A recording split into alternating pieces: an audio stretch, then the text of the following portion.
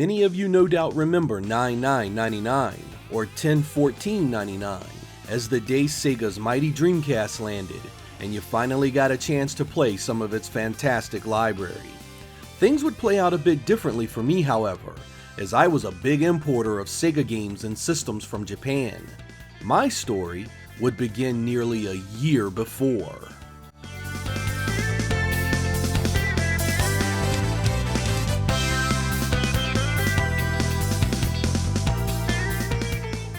It was the middle of 1998, and Sega finally announced its intentions to replace its ailing Saturn.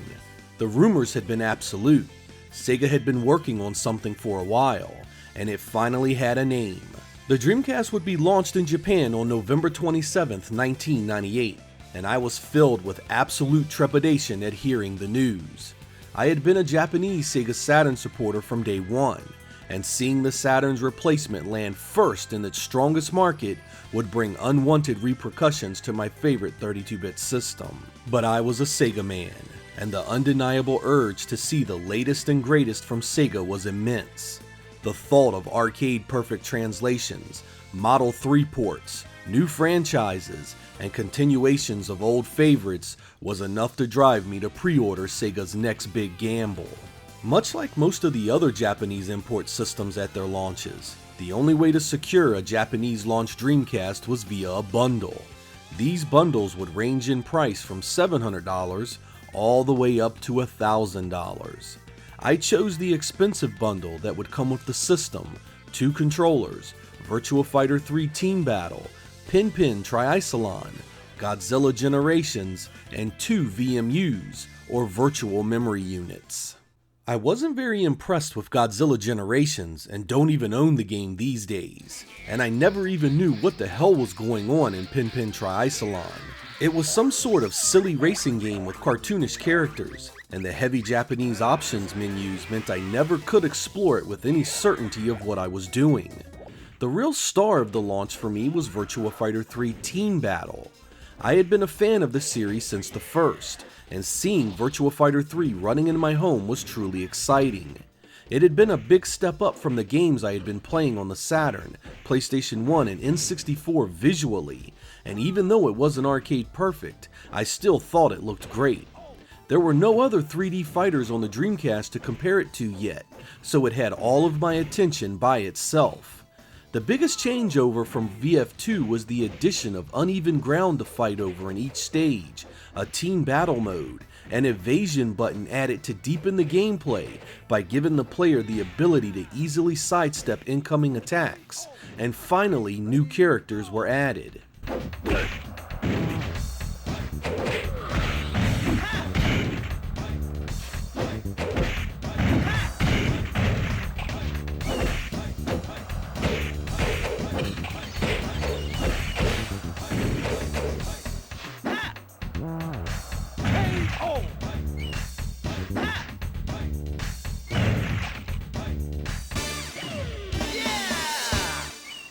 The real thrill of owning an import Dreamcast would kick in the very next month, December of 1998, with the release of Sonic Adventure. Finally, Sega had finished a fully 3D Sonic the Hedgehog game, and I was ready to see what it was all about. And holy hell did it blow me away visually. I mean, these graphics in 1998 were nothing short of jaw-dropping. The speed, the detail, the color, the textures, everything about the visual experience here was simply mind-blowing. And it was easy to play too, basically just throwing you into situations where speed and timing were all you needed to worry about. It also featured multiple playable characters and additional minigames, some of which would extend to the VMU for further gameplay. While its sequel would improve a great many aspects of the experience, I can't help but love the first game for what it was. Sonic had been on the receiving end of some pretty poor efforts for a number of years, and it was awesome to see him return with this much success.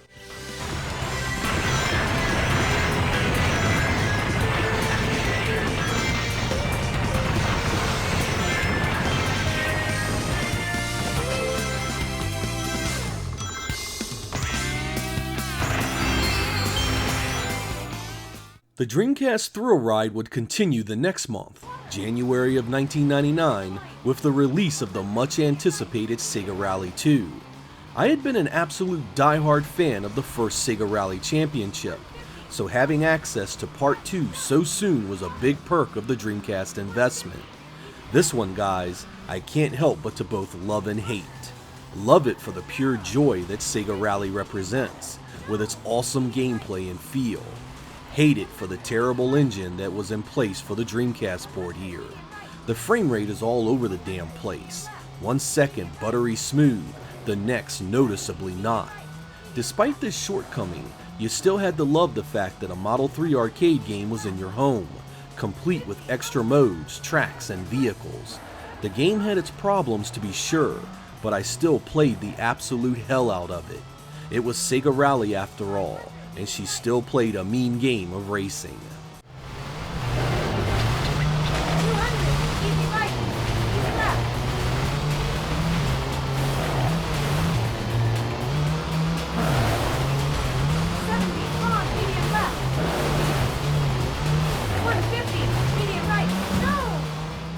February of 1999 would see the release of Capcom's new arcade fighter, Power Stone. I purchased this one on pure faith in the Capcom name, and boy was it a damn good choice. Power Stone was an arena fighter with full 3D movement. Your fighter could attack, pick up and throw items in the environment, and collect Power Stones to upgrade themselves into deadly weapons with additional superpowers. This wasn't your typical 3D fighting game, and it took some time to acclimate yourself to the full 3D movement, but once you did, Power Stone was a truly unique experience, especially in multiplayer. Power Stone was a really good looking game as well, complete with a smooth frame rate and great music. If you haven't played this series, be sure to do so, it holds up even today.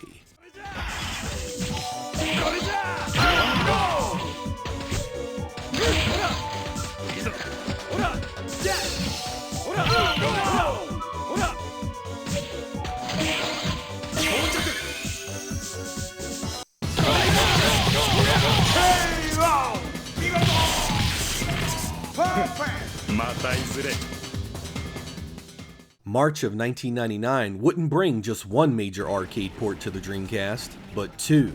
The first was House of the Dead 2, the sequel to Sega's popular monster-themed arcade gun game. Unlike the disappointing technical presentation of the Saturn version of the first game, House of the Dead 2 on the Dreamcast was a spot-on arcade representation. It was nothing short of spectacular how good this game looked and ran. It was smooth and the environment details were all top-notch. It retained the hilarious B-movie presentation and great soundtrack from the first game as well, making it a must-own for the Dreamcast early in its life. What are they? Help! What's wrong with this city?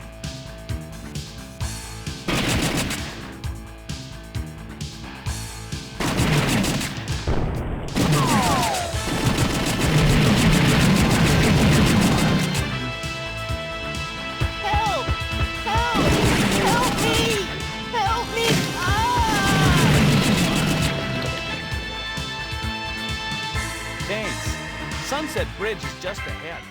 The second game that month was Capcom's Marvel vs. Capcom, the Versus series continuation to games like X-Men vs. Street Fighter and Marvel Superheroes vs. Street Fighter.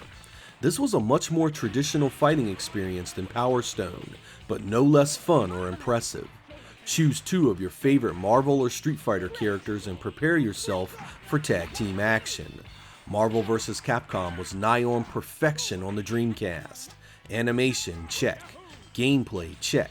Music, check. It was quite simply the arcade version at home in all its glory. It instantly legitimized the Dreamcast's ability to bring home not just great-looking 3D polygon games, but spot-on 2D games as well.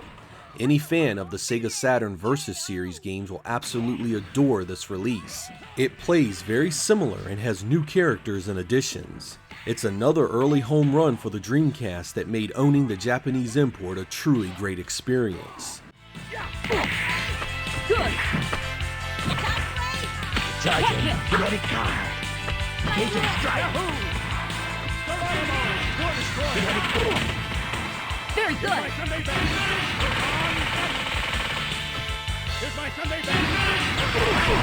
Hyper combo. KO. War Machine, win.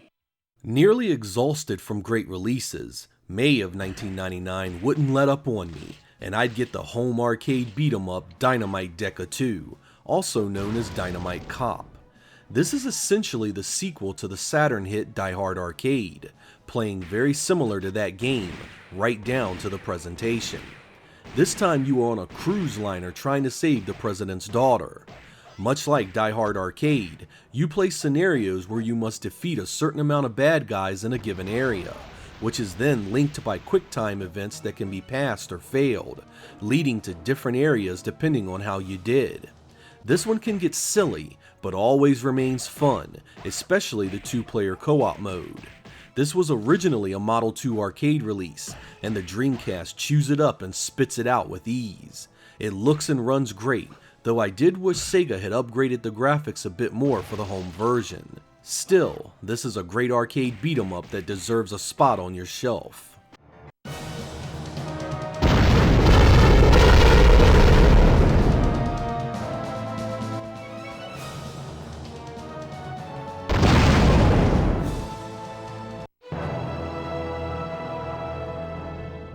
In June 1999, we finally would get to see what the Dreamcast could do with the Neo Geo port in King of Fighters Dream Match 1999.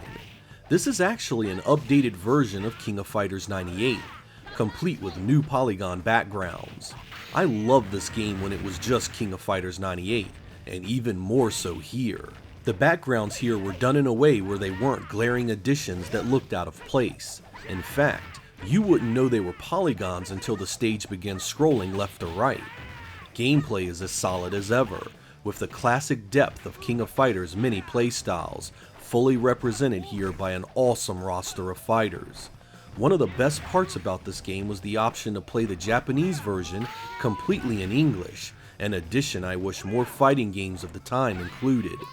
With an unrivaled variety of playstyles and its great presentation, King of Fighters Dream Match 1999 was an awesome port and once again showed the Dreamcast could easily handle the best arcade fighting games with no trouble at all.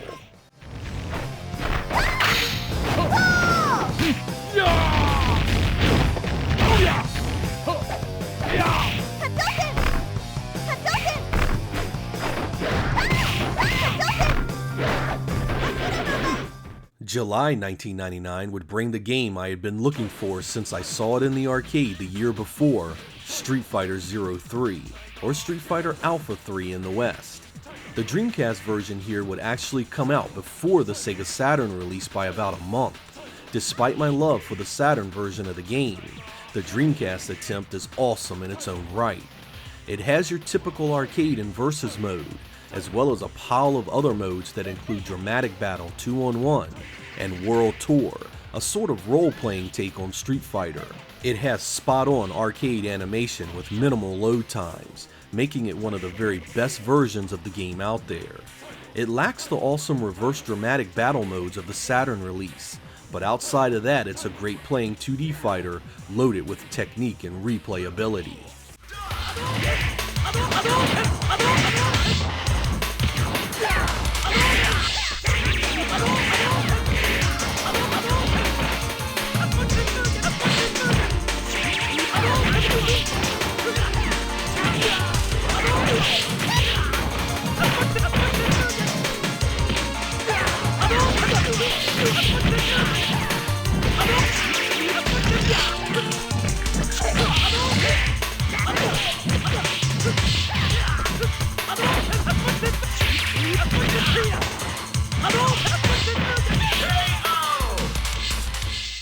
The very last game I'd buy before the US launch on 9/9/99 was released in August 1999 in Japan. Soul Calibur had been well known to me because I'd played the arcade release numerous times. It was done on Namco's System 12 arcade hardware, essentially a super-powered PS1 with faster hardware and more RAM. It was a great looking game in the arcade, but nothing could have prepared me for just how much better it would look on the Dreamcast. Everything saw major improvements. Textures, polygon counts, background detail. The difference was truly night and day. But Soul Calibur wasn't just a pretty face. It was also one of the best playing fighting games I'd ever experienced. Buttery smooth and lightning fast, it was the perfect blend of flash and substance. The varied fighting styles also meant that you had a ton of gameplay to learn, and each one was truly worth the effort. The game was also loaded with an unbelievable amount of unlockables. Everything from art galleries, style demos, time attacks, versus mode, and mission modes that would task you with various handicaps and objectives to complete. It was a package that could teach Sega a thing or two about how to bring home an arcade release and add near infinite replay value. Soul Calibur was an exceptional release that all Dreamcast owners should experience.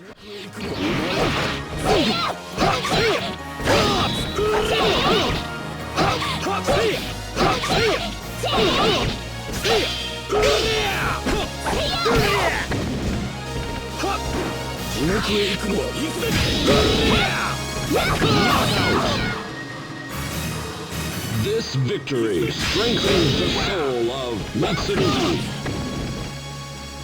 You win! Owning a Dreamcast for that first year was one hell of a ride. It was expensive, but it gave me access to games months before the North American launch of the system. And this had been the main advantage of import gaming back then. Games and systems were often released in Japan well before they were in the West, giving you a chance to play highly anticipated games early, and in some cases, play games that would never see the light of day anywhere else. That entire year I owned a Dreamcast before it landed officially in the US had been one of the most memorable times in the hobby for me. It really did feel like a continuation of my beloved Saturn, and I couldn't wait to see what else Sega was going to do with it.